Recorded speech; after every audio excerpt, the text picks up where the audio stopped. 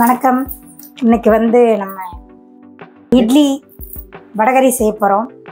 இட்லி வடகரி செய்யறதுக்கு கடலைப்பருப்பு, இதை போடுறதுக்கு 2 காஞ்ச மிளகாய், கொஞ்சோண்டு சோம்பு. இதை நம்ம ஒரு 2-3 பல்ஸ் விட்டு அரைச்சா போதும். ரொம்ப நைஸெல்லாம் அரைக்க தேவையில்லை. அடுத்து இதுக்கு தேவையானது வெங்காயம், தக்காளி. இவ்வளோதான், ரொம்பலாம் எதுவுமே இல்லை. ஈஸியான வேலை. நம்ம வாங்க போய் வடகரி பண்ணிட்டு சாப்பிடலாம்.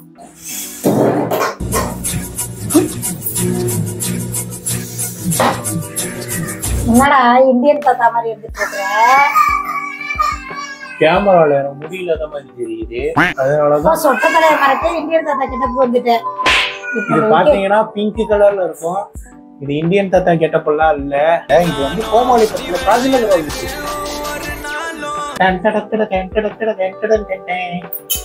அவ்வளவுதான். இதை நான் உப்பு கொஞ்சம் போட்டிருக்கிறேன். நீங்க போட்டுருங்க, ஏன்னா சொல்ல மறந்துட்டேன்.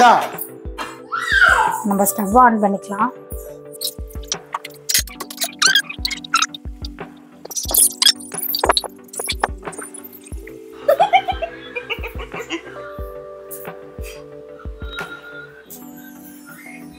என்ன ஓகே, இப்போ நாங்கள் போன வீடியோவில் பார்த்தீங்கன்னா குரங்குக்கு தானம் பண்ணியிருக்கோம். இப்போ நாங்கள் ரொட்டி சுற்றி யானைக்கு தானம் பண்ண போகிறோம் போல.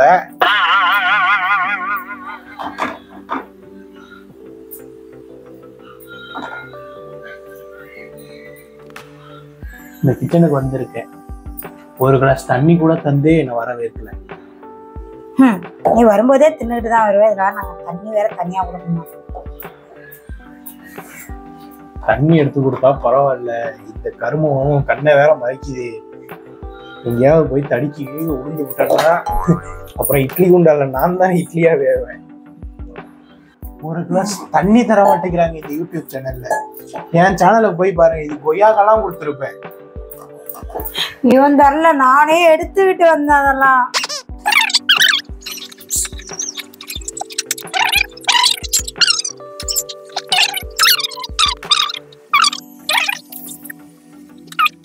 இப்போ இவங்க என் ஃபோன்ல இருக்கிற மாளவி கேமரா ரொம்ப நாள் கலாய்ச்சிட்டே இருக்காங்க.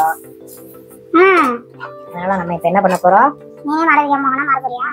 இல்ல, நம்ம வால்பேப்பர் சேஞ்ச் பண்ண போறோம். அதுக்காக என்ன பண்ண போறோம்? we are going to surf. இப்போ நீ வால்பேப்பர் சேஞ்ச் பண்றதெல்லாம் ரொம்ப முக்கியம் உங்களுக்கு. நீ எதை வச்சுக்கிட்டா அவங்களுக்கு என்ன தெரியாம தான் கேக்குறேன். அதே தான் நானும் கேக்குறேன். நான் என்ன போட்டோ வச்சுக்கிட்டா உனக்கு என்ன? நீ வச்சு கூட அவனை யாரா போன வீடியோ போய் பாருங்க. ஏன் இது பண்ண அது பண்ணலாம் கேட்டு இருப்பாங்க. போன வீடியோ அது போன வீடியோ, இது இந்த வீடியோ. அதுதான் சொல்றேன். போன வாரம் நான் மாளவி கேமரா வச்சிருக்கேன், இந்த வாரம் நான் மாத்திடுவேன். வேற எவ்வளவு நினைப்பா? அதாவது நான் டேஞ்சர் ஜோன்ல இருக்கிறதுனால என்னோட இன்ஸ்டாகிராம் குள்ளேயும் போக முடியாது, ட்விட்டர் குள்ளேயும் போக முடியாது. தனியார் போன் மாத்திக்கிறேன். வடகரி நல்லா இருக்காதான் நான் நினைக்கிறேன். வடகரி நல்லா இருக்காதான் நான் நினைக்கிறேன். இந்த கருமத்துக்கு நான் வேற காலையில எந்திரிச்சு வேற வந்தேன். இப்ப நல்லா இருக்காதுங்கிறாங்க. ஆனா வீடியோ முடிக்கும் போது ஆஹா அப்படி இருந்துச்சு இப்படி இருந்துச்சுன்னு வாங்க.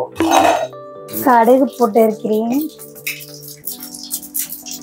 ஸ்டார் இன்னைக்கு யுக புத்தகத்துல 7 மணிக்கு இந்தியன் உங்களை சந்திக்கிறேன்.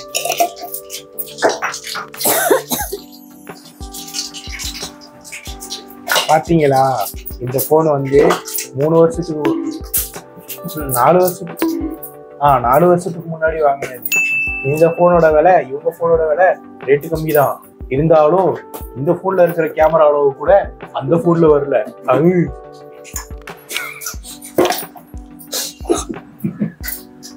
இல்ல, நீ பண்ணு என்ன ஏதோ பெருசா பண்ணலாம்னு நினைக்கிற, பண்ணு. அவ்வளவுதான். நம்ம இப்ப வெங்காயம், கருவேப்பிலை எல்லாம் போட்டுடலாம். தக்காளி எல்லாம் கிலோ ரேட்டு கம்மியா வாங்கிட்டு வந்ததுனால அந்த மெதப்புல அதெல்லாம் தூக்கி போட போறாங்க.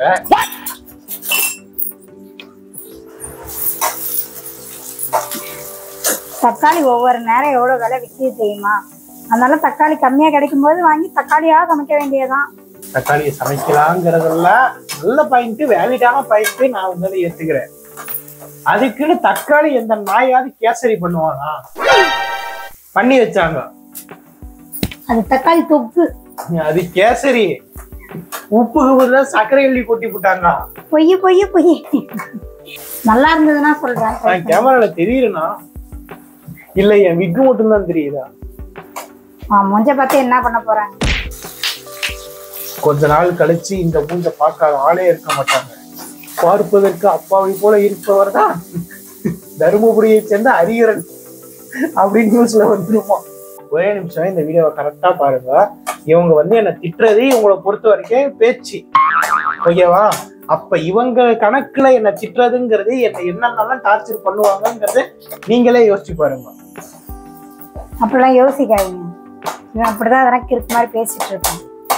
கிறுக்கு மாதிரி பாடவும் செய்வேன். ஐயோ பாட புரியப்ப நான் எதனா பேசினா இவன் உடனே கட் பண்ணிடுவாம்மா. இவன் பேசுறது மட்டும் நல்லா வச்சுக்குவான். மிளகாத்துல அள்ளி இவன் வாயில தான் போட்டணும்.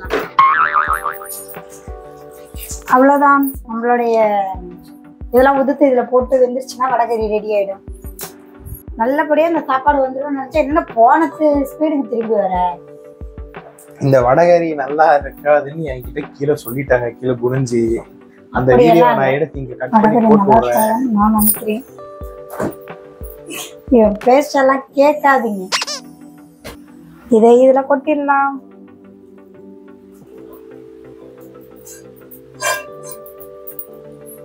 அவ்வளவு மக்களே, வடகறின்னா நான் சிக்கன் இருக்கும்னு நினைச்சேன். அது பருப்புங்கிறது எனக்கு தெரியாது. புரியல. என்னது வடகறினா? வடகறினா கறி இருக்கே, அது சிக்கன்னு நினைச்சேன். நீ நினைப்படா. எனக்கு இதெல்லாம் செஞ்சது கிடையாது. நான் போய் வெளில சாப்பிட்டது கிடையாது. எனக்கு அதெல்லாம் பாருங்க, இவங்க நான் விதவிதமா சமைச்சு போடுறேன், டிஃப்ரெண்டா செஞ்சு தரேன். ஆனா இவன் என்ன சொல்றான்? அறிவில்லைன்னு சொல்றான். இங்க பாருங்க, இதான் நம்ம வடகறி சூப்பரா வந்திருக்கு. என் பேச்செல்லாம் கேட்காதீங்க. நீங்களும் இதே மாதிரி வடகறி செஞ்சு சாப்பிடுங்க. ஒரு 5 மினிட்ஸ் மூணுனா போதும், இந்த வடகறி ரெடி ஆயிடும். நம்ம சுட சுட இட்லி வச்சு வடகறி சாப்பிடலாம். ஏன்னா நமக்கு தோசை வந்துருச்சு. இது ஒளியா போராடி நான் ஃபர்ஸ்ட் ஊத்தின தோசை நீங்க நினைச்சிருப்பீங்க, அது கிடையாது. இது வந்து நாங்க 7ஆவதா ஊத்தின தோசை.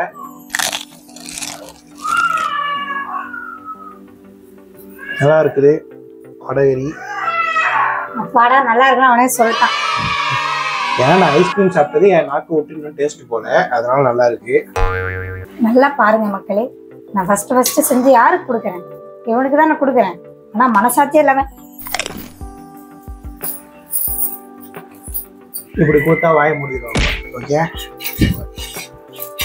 வடகறி செம்மையா இருக்கு.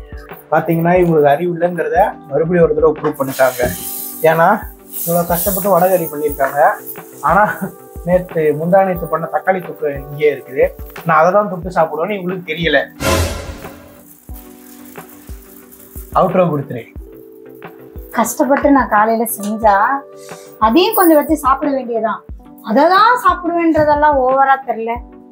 எப்படியோ ஒண்ணு நான் செஞ்சது காலியா தான். அது வரைக்கும் சந்தோஷம். அவுட்ரோ.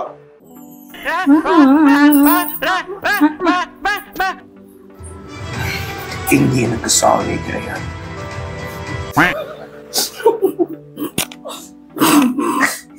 ஒரே அடிக்க போகுதே.